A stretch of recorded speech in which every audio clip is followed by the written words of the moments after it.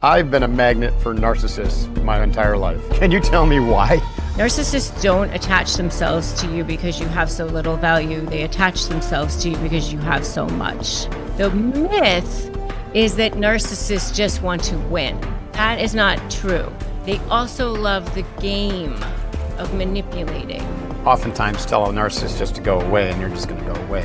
It sounds to me like you have to fight. I always say that narcissists are way more afraid of you than you are of them. So what you have to do is... Rebecca, thanks for joining me today on the Mark Divine Show. Super stoked to meet you. So great to meet you too. Yeah. So I've been a magnet for narcissists my entire life. Oh no. Can you tell me why? Obviously, I must have grown up with a pretty strong narcissistic, energy in my family. I think probably both my mom and dad. But is that a pretty common thing? If you grow up with a narcissist, you tend to be like a magnet for them? Or you become one, I think is what happens. I know we used to say that I was too, but you definitely want to keep that energy away from you now. I think what happens is they sense vulnerabilities in people.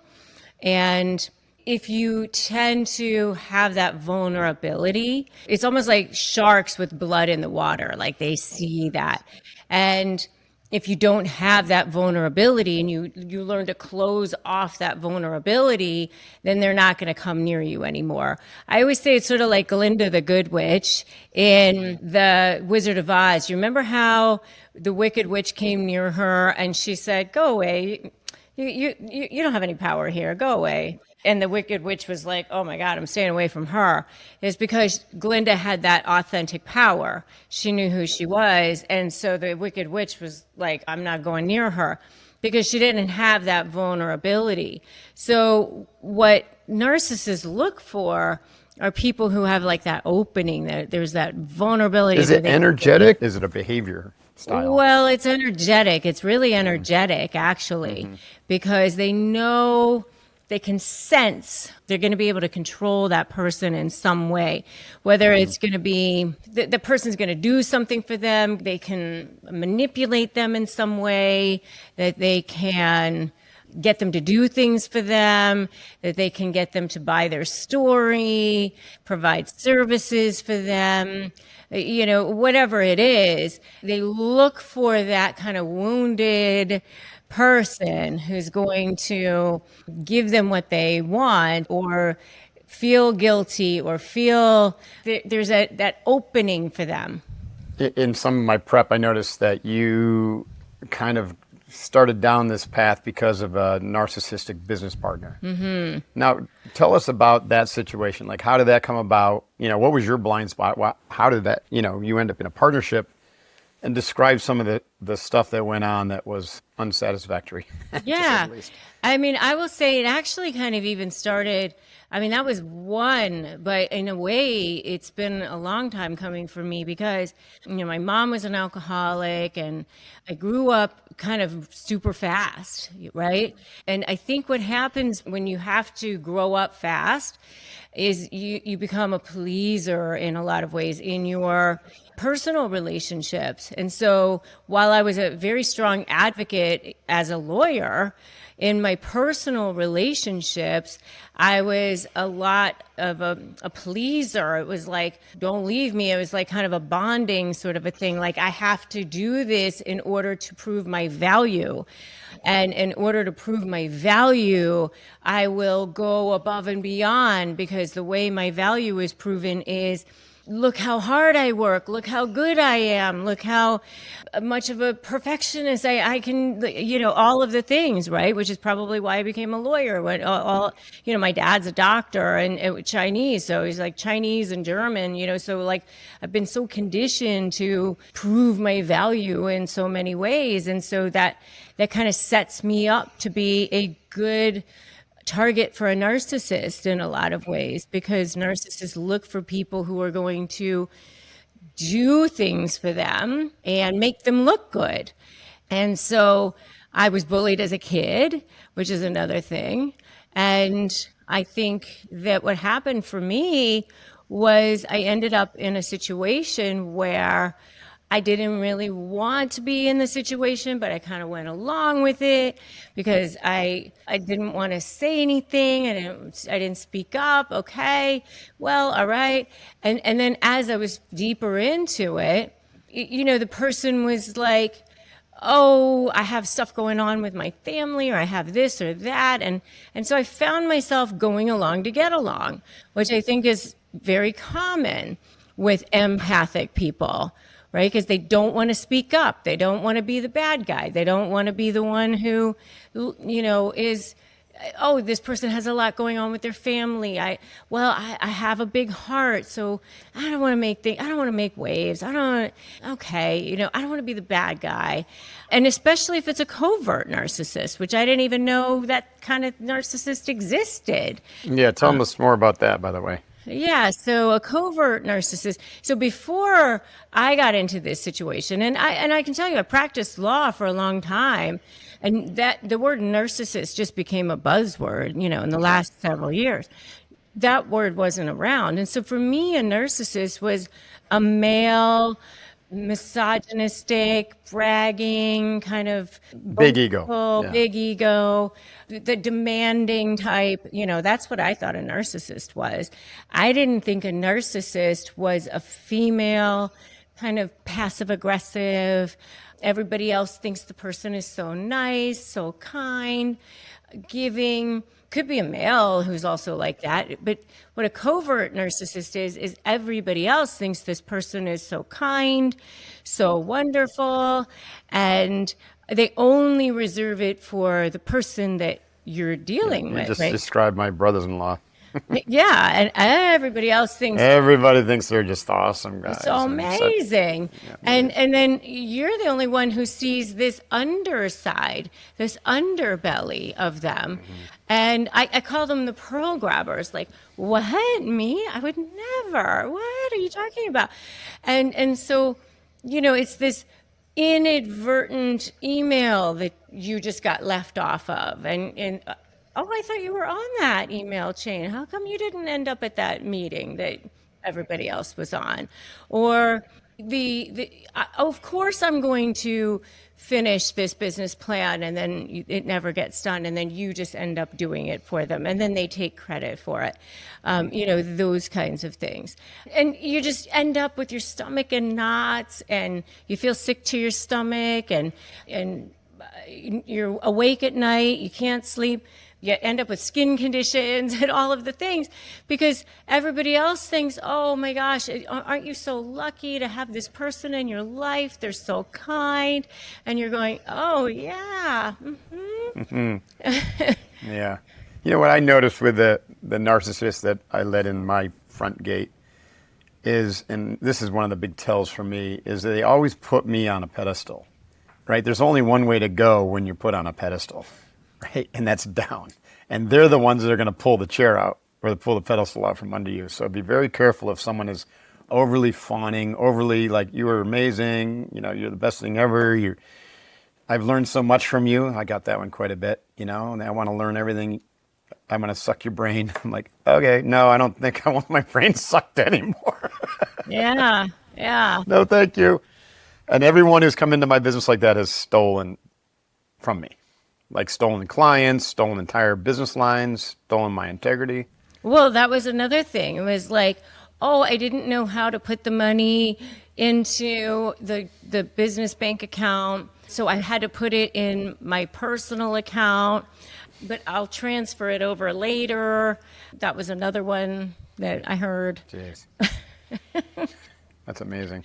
Hi, Mark Devine here from SealFit. After 2 years of development, I'm super stoked to announce the launch of SealFit supplements and our first product, SealFit Electro Greens. This is the highest quality organic greens you can find, combined with electrolytes into one powerful supplement. Take with 8 ounces of water in the morning or add to your smoothie to get your day kicked off right with the proper nutritional supplementation and hydration support. And you can also use it as a pick-me-up booster during the day or after a workout. It dissolves immediately.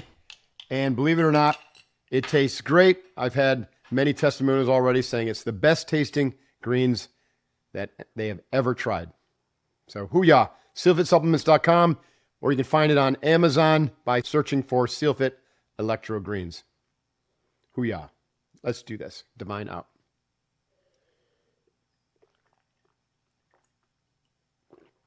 That is delicious.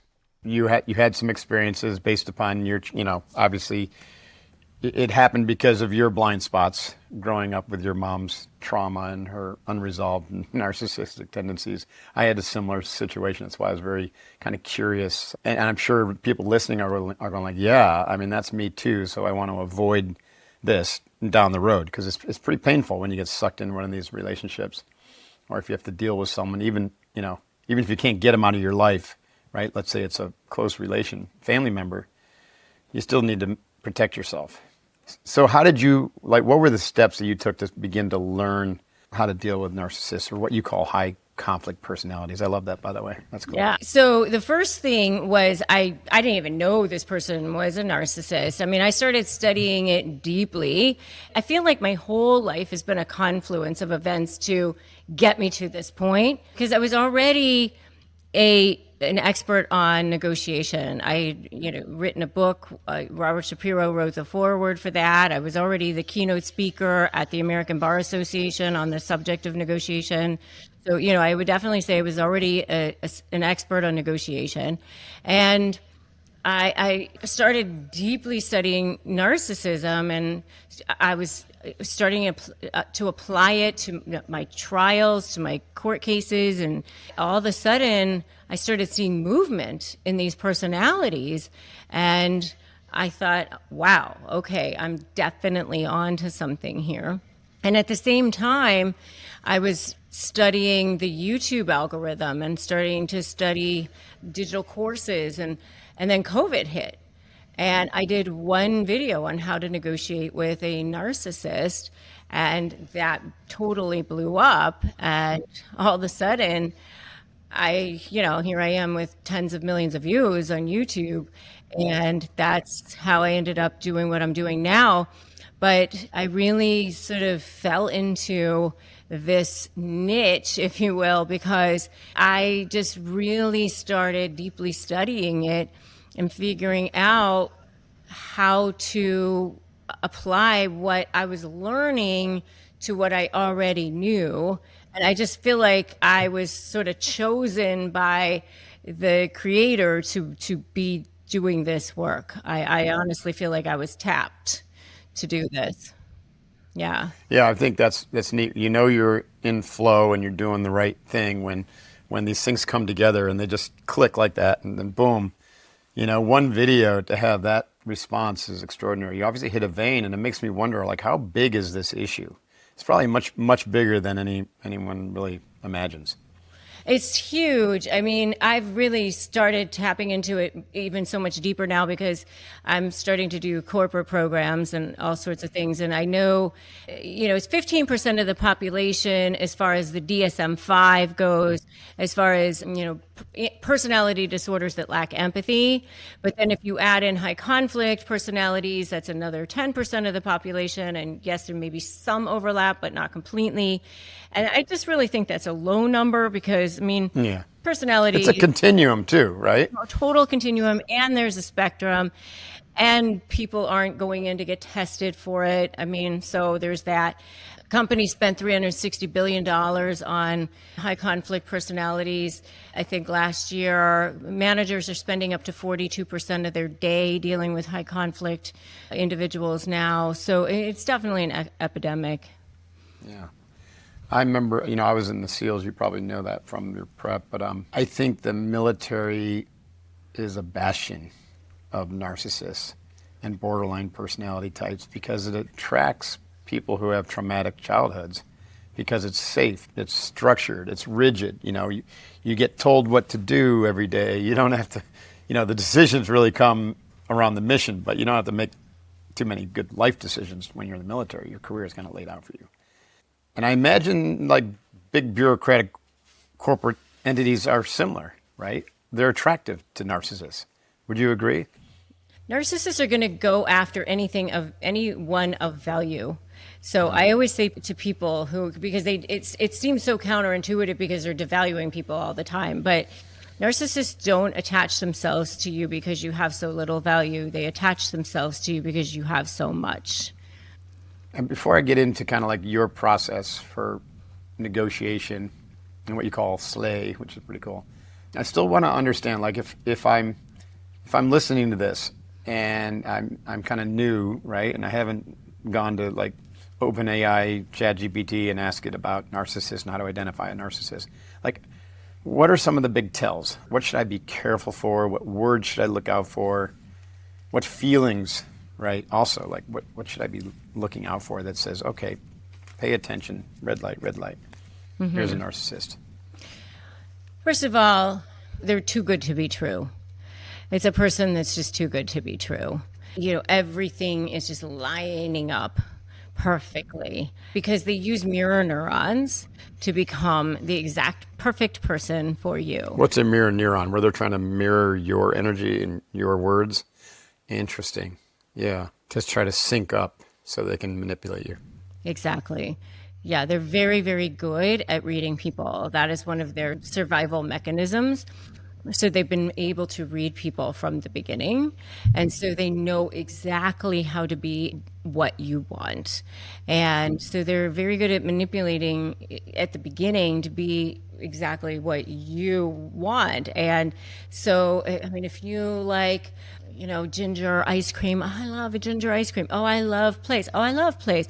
Oh my God, I love that obscure rock band. That's my favorite too. Everything you like, they like. And it's just this soulmate that where have you been all my life?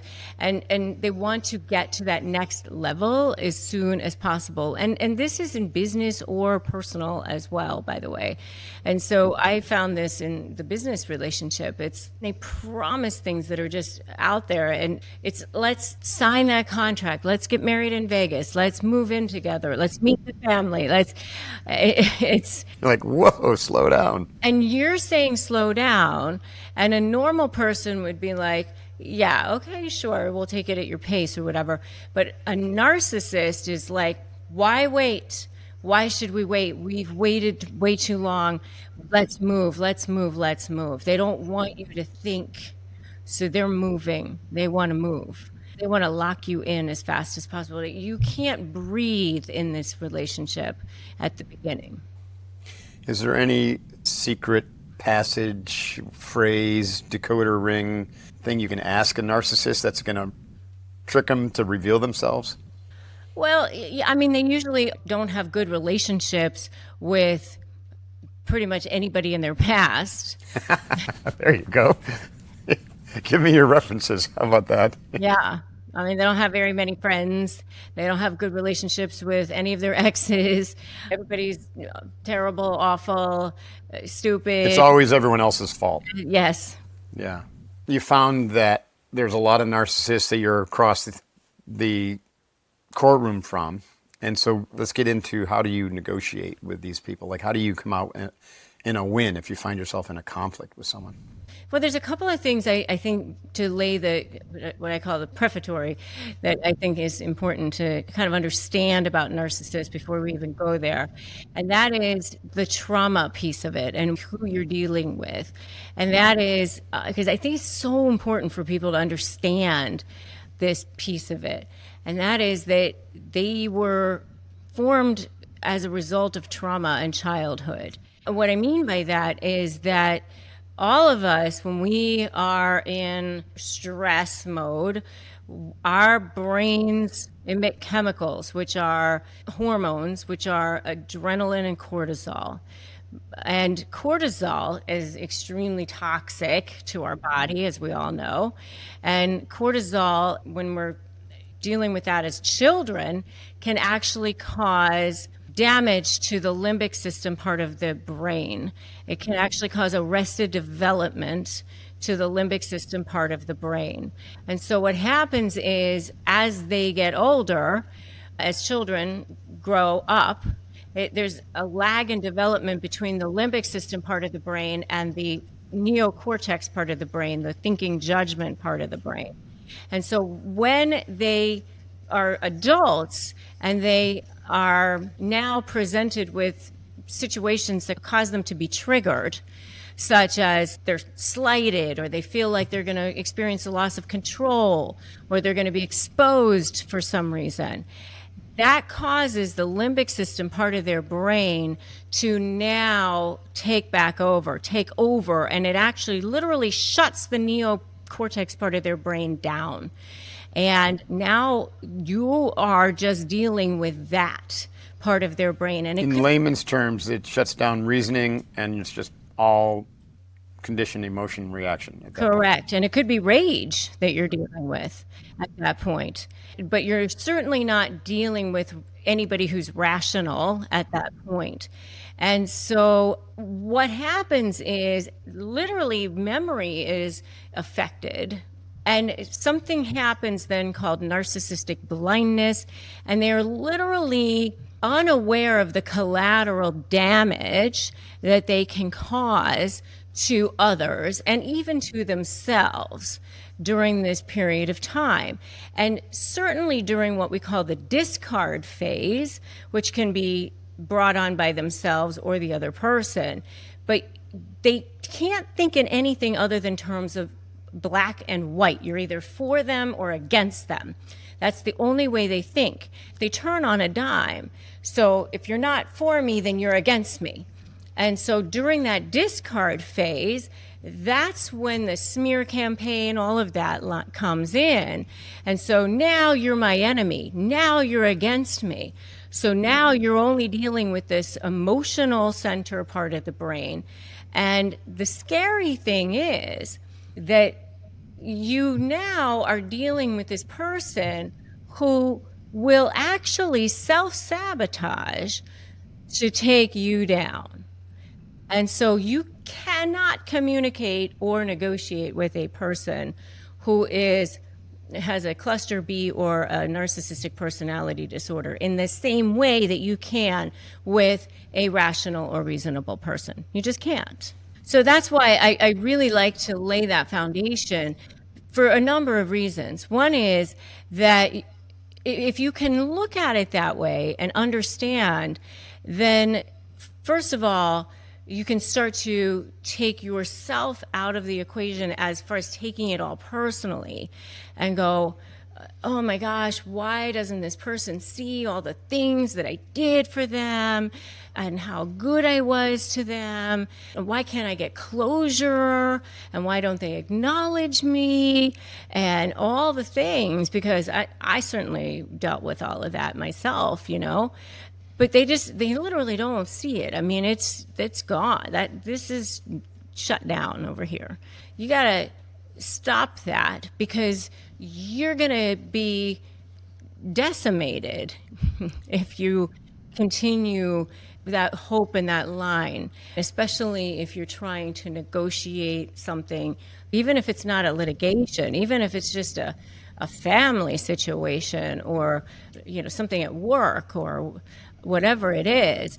You have to take yourself out of it, and you have to start looking at it as if you're a third-party observer and understand that this is a person, almost as if you're dealing with a person who's on the spectrum or something.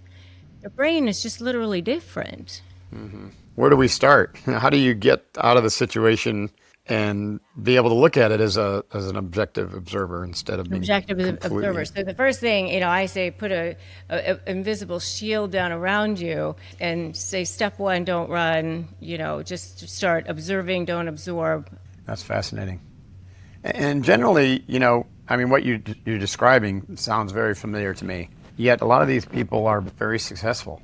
Yeah. Respond, don't react. And I like to give people little things to do. I'm half Chinese, right? So I always say, I always wear jade, but never jade, never justify, argue, defend, or explain. Because you've never seen a narcissist go, oh my God, you've totally convinced me. Thank you thank you. I really see the light now. I see your side. That's never happened in the history of narcissists ever. So don't waste your breath. So that's the first thing for yourself. Justify, argue, defend, and what was the E? Explain. Explain, yeah. I've heard those through Al-Anon before. That's classic. Okay. Yeah, so don't bother. So that's, just for your own sake and your own sanity, just start there. But for Slay, the way you have to think of it is approaching it from the only thing that motivates a narcissist is something called narcissistic supply. And supply is what feeds them. It's their food, it's their lifeblood, it's their oxygen, it's feeding that ego, right? And so S stands for strategy. What is it that you want? What's your vision? Where do you want to go? Visioning where you want to go. And then creating that vision. And then L is leverage. What is the motivation for a narcissist? Okay, so diamond level supply versus coal level supply. So diamond level supply is reputation. That is A1 for a narcissist or high conflict personality. How they look through the world. They will protect and defend that at any cost. At any cost. The myth is that narcissists just want to win. That is not true. They also love the game of manipulating. They love the moving the goalposts. They love the enjoyment of seeing you squirm. There's the sadistic part of it. Right. Right? But they actually love the game of manipulating you and the sadistic piece of it. So what you have to do is create leverage such that you are threatening a source of supply that's actually more important for them to protect or defend than the supply that they get from manipulating you. So that is threatening that diamond level supply, that reputation piece. So whenever I'm coaching somebody, which I teach people like, okay, what's the diamond level supply? What's that reputation piece? Because that's how you build your leverage. And you build your leverage through your text messages, through your emails, through your witnesses, through all of that, because they're always lying. There are always inconsistencies. There's always bad behavior. There's always things that you can do to threaten that source of supply. And that's what you do. And then A is anticipate the type of narcissist you're dealing with, whether it's covert, grandiose, or malignant. And then there's a toolkit that I give people, which is dozens and dozens of ways to deal with them. And then Y is the you. And that's your mindset, your authentic mindset, knowing that you have the power, knowing that you have the way to deal with them and staying on the offensive. And that's my favorite part, which is the Glinda the Good Witch. Go away from here. You have no power here. Yeah, I mean, it sounds to me like you have to fight, right? Like that's the uncomfortable part for a lot of people. It's like, I don't want to fight. But you can't just oftentimes tell a narcissist just to go away and they're just going to go away.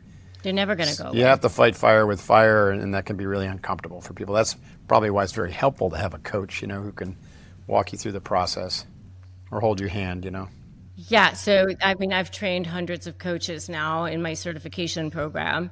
I tell them it's really about conflict resolution because, most people say, yeah, I don't want to fight. And I'm like, okay, if you don't want to fight, you have to create leverage when you're dealing with a narcissist, because otherwise you're going to be hundreds of thousands of dollars into this, and way down the road, oars, a boat without oars, because they're going to come after you, unfortunately. Do you see most of this in like romantic relationships, marriages that fall apart because of this, or business relationships? Oh, both. Both. Interesting. Probate litigation, a lot of that, defamation. I mean, I saw a situation, I wrote about it in my book, where this woman who was amazing, she was with like a Fortune 50 company, she was a CFO, and she was promised a position as a CEO with a company, and she got there, and there was no job for her, but they gave her the money. It was in Asia. They gave her the money, and they gave her an office, but they just didn't give her the position. And That's random. yeah. I'd take the money and go work somewhere else. Okay, thanks. I won't be in my office today. Yeah, but they just didn't give her the position. And he was like a total narcissist guy who was running the company. And I mean, it was awful situation, you know? I mean, there's narcissists everywhere. They're literally everywhere. So your book, Slay the Bully, How to Negotiate with a Narcissist and Win. Again, I want to go back to this, like, so prevention is the best medicine, right? How do we prevent getting in bed, so to speak, with a narcissist? Yeah, if you can see the signs early on, I mean, I'm so much better at it now.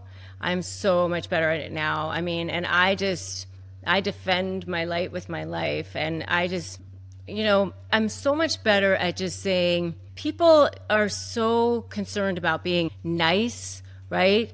And I have decided, like, I know that I'm a good person. And just knowing deep down that you're a good person and you can also have boundaries. Yeah, and it's okay to say no. I'm practicing no's. I had a coach who said, go collect no's. So, collect 1,000 no's before you say yes to anybody again, right? That's a good one, right? Yes. Narcissists, growing up in that narcissistic borderline, those type of trauma environments, you're afraid to say no. You're just so You're worried conditioned to always about, say yes, to so please. worried about how you're going to look, or if people aren't going to like you, or if people are going to be mad at you, or if you feel guilty, or all the things. And because of all your own trauma and all of the things, I've really been okay with, I'm a good person and I can have boundaries. And those two things can exist in the same world.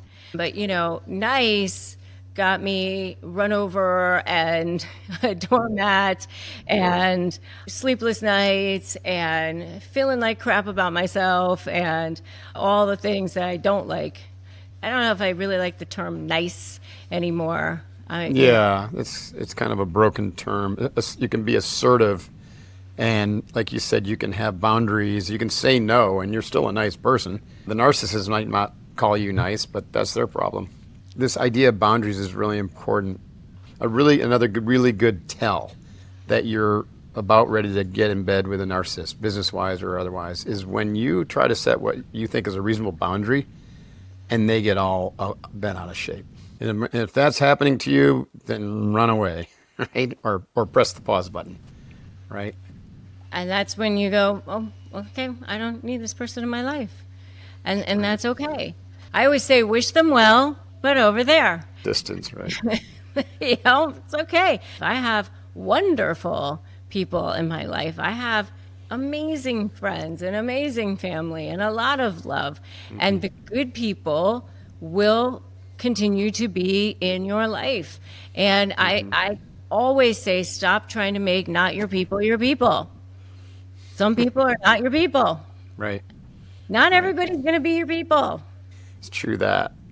In fact, I think the simpler we can keep it, the more happiness and peace we're going to have. The fewer commitments, the fewer entanglements, the fewer high quality people in our lives, it's going to lead to a lot more, just mental freedom. And, I'm trying to disentangle myself from a lot of business stuff these days. It's difficult, but, business organizational stuff has a long tail if you're the entrepreneur / owner or creator, and you tend, I know a lot of entrepreneurs are in a similar boat, because if you start something that has a lot of potential and it's exciting, then you're like a, moth to the flame for the narcissist, right? Totally. Yeah. Well, they attach themselves to value, as I said. Right. Yeah. Your book, Slay the Bully, anything else about it that you think listeners would be, need to know from our conversation that we missed? It's just, I always say that narcissists are way more afraid of you than you are of them. They're actually very, very, very fearful people, very fear-based people.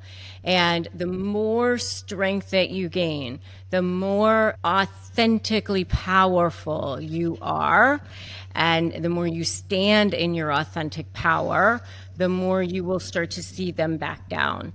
you really start to understand this when you start to understand like heart coherence and that sort of thing. And so, and you know, your heart is actually 5 seconds ahead of your brain. And so the more that you really understand that and you start to actually influence the room, and you can even do this over Zoom too, but the more that they sense that you're no longer afraid of them, the more that they will actually start to back down and back away from you. Again, it's like kind of how we started to open up this conversation, that you can start to influence the power of the room, and people will think what you tell them to think.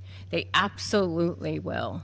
You and you alone define your value, and narcissists are absolutely more afraid of you than you are of them. That's fascinating. It sounds like, you know, to reclaim your power, it's going to take some practice. So do you have videos, or, you know, how do you, besides hiring a coach, like I can see hiring a coach if you are in a conflict and you need help to get out of it or through it. If I just wanted to like develop the confidence to be able to project my power, to, you know, set the boundaries, to, you know, to not be a doormat for the next narcissist who rolls into my life, how do I learn those skills? Yeah, so I mean, I have my Slay program, of course, which is slayyournegotiation.com. But I mean, I have phrases for disarming narcissists, which people can get at disarmthenarc.com. That's a really great place to start. Disarmthenarc.com. Yeah, I mean, phrases for disarming narcissists is a great place to start. I mean, I always say the very first thing to do is just start with, I'm not going to be in conversation with somebody who's going to be disrespectful to me. It doesn't matter who you are. If it's your mom, your boss, your sister, your brother, who doesn't matter. I mean, whoever it is, if you're a human being on this planet, you are entitled to be respected. And so you put that invisible shield down around you, and you just start to look at them as if they're a 2-year-old having a tantrum on the floor. And you can just start using phrases like, you know, I can see that you're upset. We can have this conversation later. And I don't care what they say to you. They can say, you know, you're an a-hole or whatever. You can just say, thank you for the feedback. You know? Right. Just whatever. I appreciate that. Just like, you don't have to, like, you just let it go into the air. You don't have to take that on. That's their stuff. You can just say, I agree with you that that's your opinion. I agree that that's what you think. I hear you. I understand that that's what you think. You don't have to get into it with them. You know, I teach people how to have tone. Like, instead of going up in tone and louder, you just go lower in tone, lower in tone. And when you speak with them, don't use absolutes always, never, because the more you do that, they seize on things. They're looking for things to seize on, right?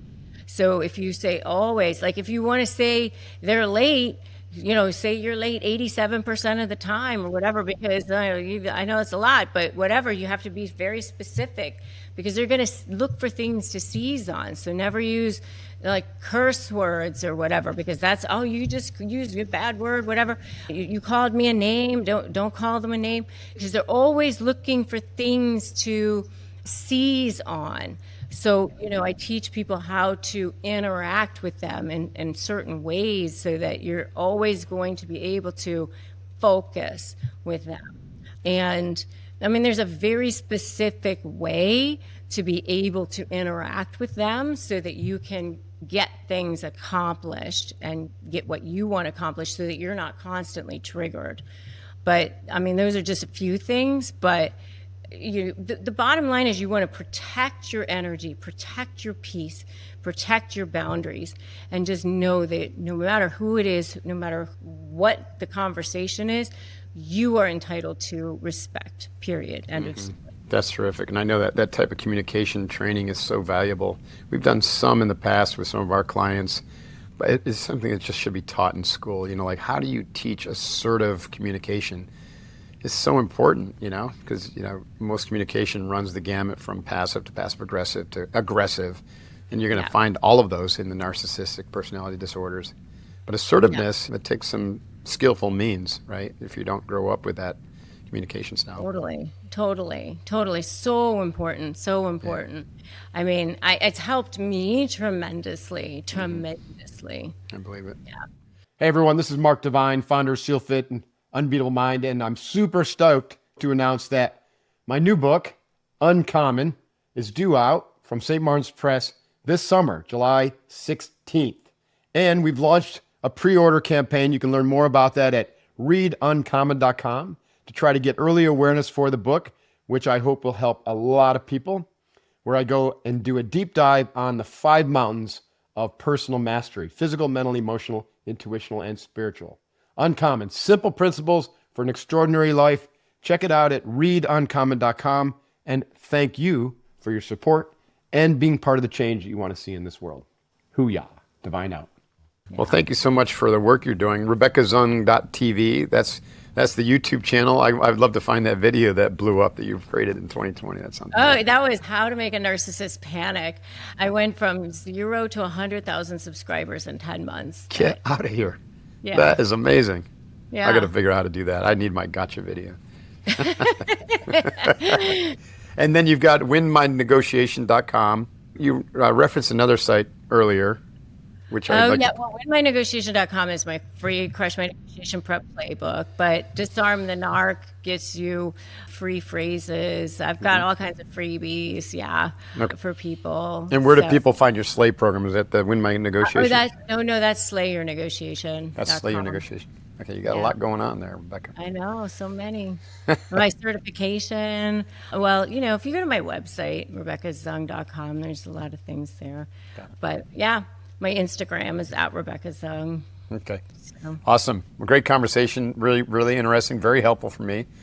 So I can slay the narcissists, slay the narcs in my life. That's right. Keep them away. Yep. Got the leg shield up already. That's right. All right. Appreciate your time, and really nice to meet you, and keep slaying. You. All right. Thank you. Take care. Nice to meet you. You too.